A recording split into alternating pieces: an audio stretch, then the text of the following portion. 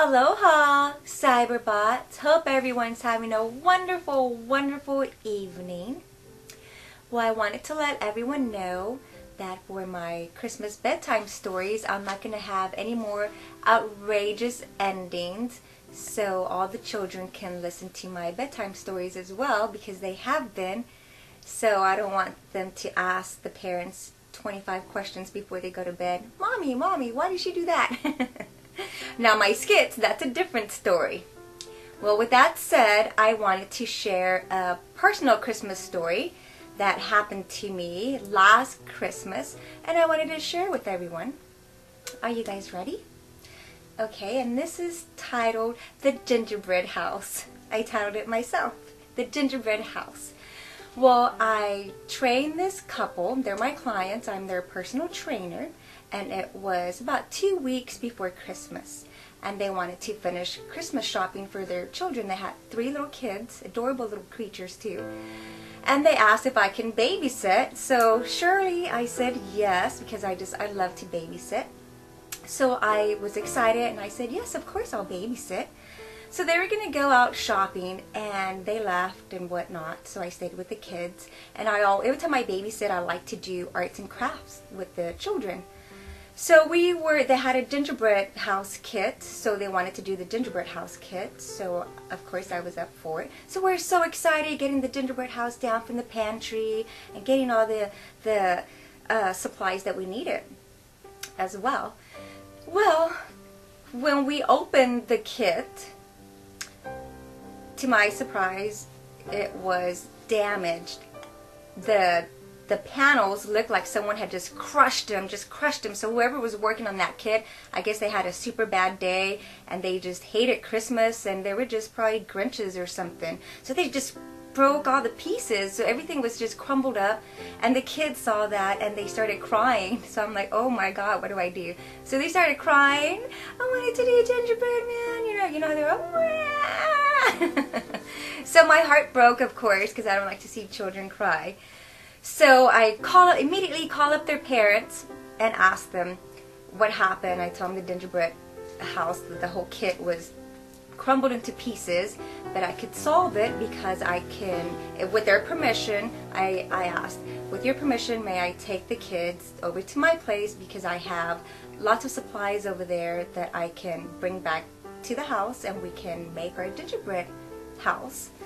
So they agreed. They said, okay, be very careful. There's the car seat, put the child in the car seat. So that took me like 30 minutes to do, but that's a different story. So I'm on my way with the kids, yay, happy. So they're excited again. So I get all my supplies, all my frostings, because I love to go to Michael's throughout the year and just stock up on cookie cutters, frostings, and all that good stuff. So I had everything at home. Okay, well, I grabbed everything really fast because I didn't want it to get super late for the kids. They have to go to bed early too. So we get home, right, and we start getting ready. I get all my stuff together, and I have them help me, of course, and they're really excited with little, you could see their eyes shiny, twinkly, because they're like, yay!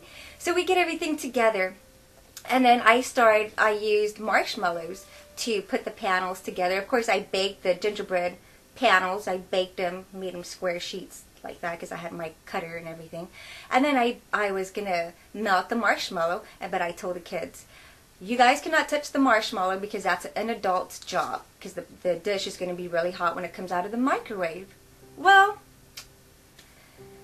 come to know, I'm taking the marshmallow out of the microwave in the microwavable dish and I burned myself. Yes, I did. I didn't use a mitt or nothing like that. I just took it out. I'm like, ow!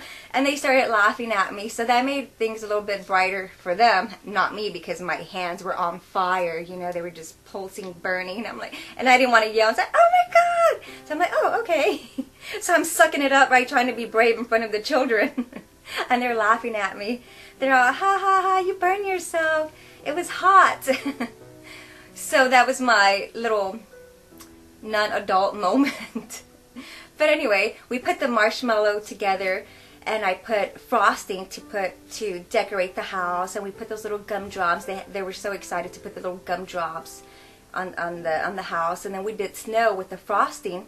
I put a white buttercream frosting, and then I had them add some little sprinkles, the little sprinkles that you put on the sugar cookies, and that was like a white type of it gave it the glistening effect of the wet snow, so it looked really, really awesome. And of course I stole a little gumball when they were not looking. I had to, just had to. I have a major sweet tooth sometimes.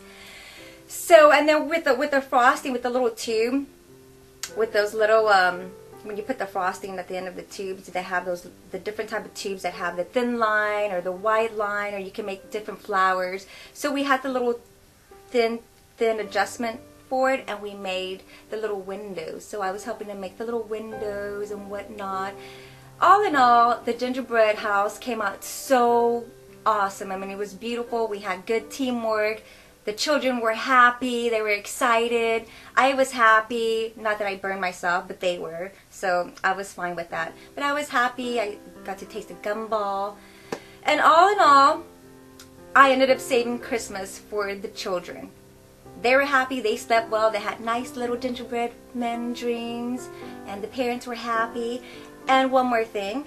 I also, for the finishing touch, we added these Little Debbie